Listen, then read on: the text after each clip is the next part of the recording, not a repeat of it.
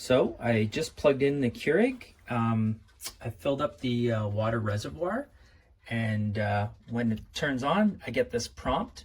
So you have options to either connect or skip.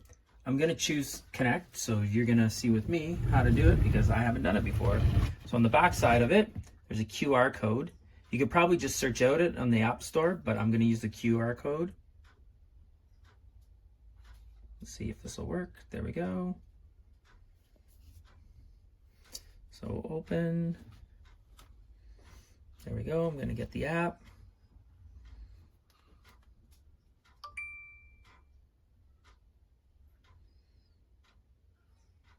Then we'll see how in depth or how much personal information they're going to want, and that's going to determine if I'm going to use this app at all, because I don't really need Keurig to track how many cups of coffee I'm drinking in a day, but we'll see. This version of iOS asks for your data will be used only to deliver personalized. I don't really like doing this, but all right. I'm not gonna let it track other things. Uses push notifications. All right. Allow and get connected. All right, this is personal stuff. We're gonna hide this. All right, so I just logged into my Keurig account, and we're gonna figure this out together. So it says link your coffee maker. Make sure your coffee maker is plugged in and follow the prompts. So I'm gonna click connect. Waiting for connection. Follow the prompts, and then I'm gonna hit link. Wants to join. All right, there we go. Now I guess they're kind of pairing to the app, to the coffee maker. Would like to find, all right, so I'm gonna allow it. Our coffee maker is now linked. Connect your coffee maker to your Wi-Fi. We'll stop it here. I'm just gonna connect it to my Wi-Fi and I'll come right back. All right, so you missed the part where it just took a little bit to connect into my Wi-Fi. And the other thing I didn't show you was it wanted to track my location, which I said yes, but I don't really like that because it's sending you curated, I don't know, coupons or whatever. But anyways, this is where we're at now. So now it says Cafe Creations, so I'm gonna hit next. Coffee maker, and ready to brew. Insert a pod, place a mug under the coffee maker, and then tap this button. Got it? So here's where we're at. And it says Wi-Fi is connected. Next, we'll run a cleansing brew. So I'm probably gonna need a cup. I'm gonna grab a cup here. And I'm assuming I just do this. Do not insert pod, ensure water is filled, and place a mug on the drip tray and press K when ready. So this is gonna be a cleansing brew.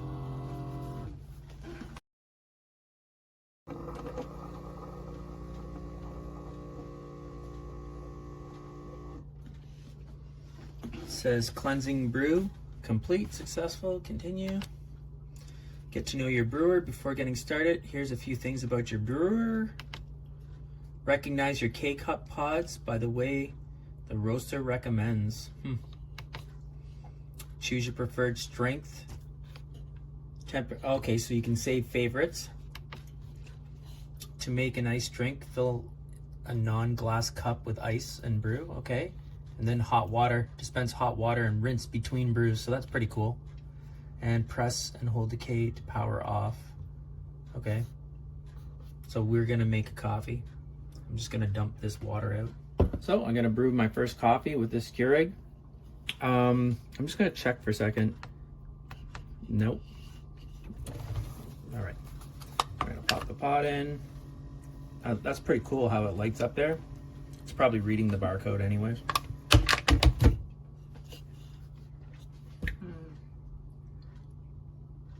Not sure what it's doing right now.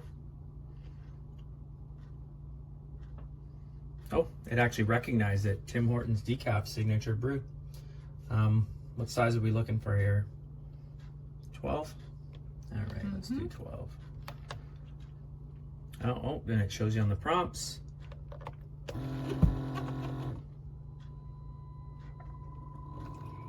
Recognize your K-cup pod and customize the brew setting to make sure. Okay. Now, do you think this is gonna taste like real Tim Hortons? We'll have to wait and see. This does work. I can say to my wife, hey, go make me a Tim Hortons.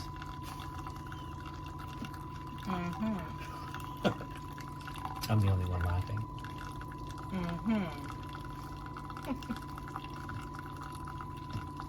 Funny guy.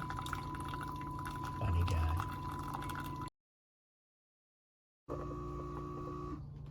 There we go. Our first successful coffee. I'm just gonna see if there's any dripping, which drives me crazy when you go to pull your cup and it starts dripping underneath. There's a little bit of mess here, but it's not too bad. So there's our coffee. Gonna put some cream in it, and yeah, we'll let you know how this goes. All right, so I just did the decaf. There's your pod here. I'm gonna remove it. Got the 5 holes. It's pretty hot, so be careful. So this I brewed in Keurigs before. We're gonna see if this one, it does have a barcode in it, so we're gonna see if it recognizes it or not. It's one of our favorites.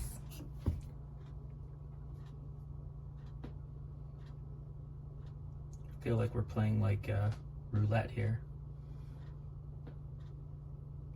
The one thing I do notice though is it doesn't have the sizes we want. It's just this classic brew. So it doesn't recognize the fact that it's a Zavita, but it looks like it's still gonna work, so that's good. So I am gonna go 12 ounces. Like I said, I use a Yeti mug, so I like to go up to 16, which is too bad it doesn't give you that option. So we're gonna go 12, and yeah. Looks like my Zavita K-Cup works. And you'll be able to read more about it in my review. And before I let you go, this is what we're at now. So we've had 2 coffees, plus we did the initial rinsing of the machine. And this is where we're at for the water. The thing I did not mention was I really like that there's an actual handle here to be able to hold this. Like, It's so nice. Like, I can't believe it took this long, or maybe there's other iterations of this machine that has a handle for the jug, but I don't know how many times where you're trying to grab it and you can't pull it out. So that is fantastic. This is my Keurig cafe style brewer. I have been enjoying it for a month now, and it's the thing I look forward to every morning when I wake up. It has a water pitcher that I fill with filtered water, and it draws from that high capacity. It has a milk frother, and on the frother you have 3 different controls. There's the blue is for ice drinks, and then there are 3 levels of heat and froth. As you can see, okay, I'm going to go blue here because I'm going to brew over ice. As you can see, I have a regular coffee that I've brewed. I have a cappuccino beverage that I've brewed, and this one I'm going to use on ice, so I'll take off these so I can get my tall glass under, which I've already prepared with ice. Okay, I have a used pod as it shows here, so I will just remove that. Discard it.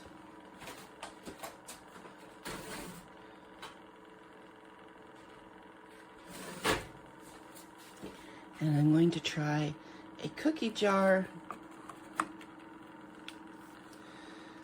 So I like to wait until the milk is frothed before putting it over the ice, and then I get a nice layered effect to my glass, which is quite attractive. Should be just about done. In the meantime, I'll grab my little spatula.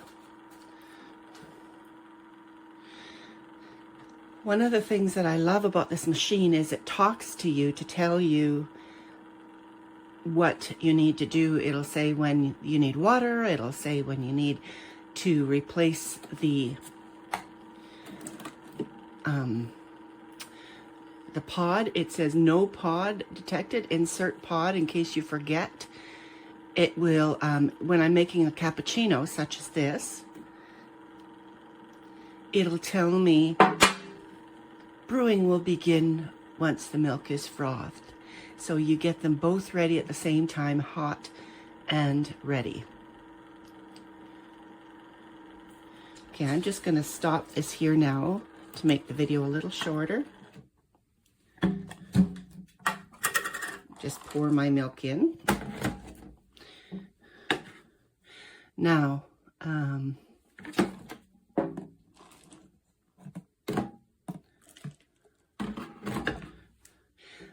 going to choose brew over ice, this feature. Oh, insert pot, it's telling me. That's right, I forgot I had taken it out. Brew over ice. It says brew directly into an ice-filled cup, and then I touch the K and it begins. I'm going to lower my camera just so you can see the effect as it goes into the cup.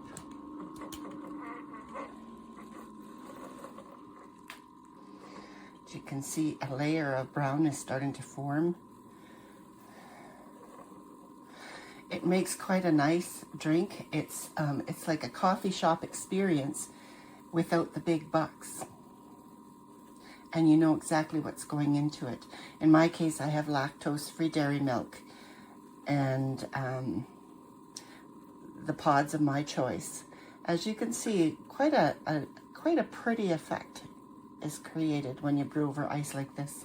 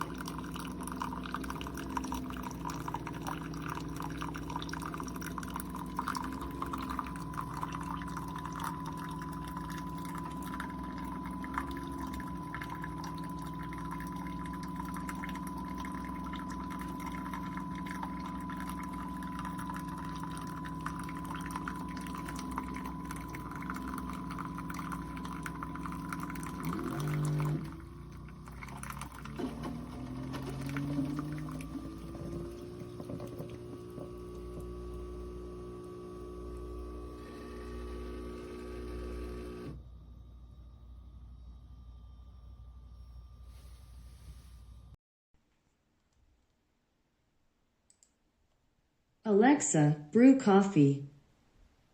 Okay.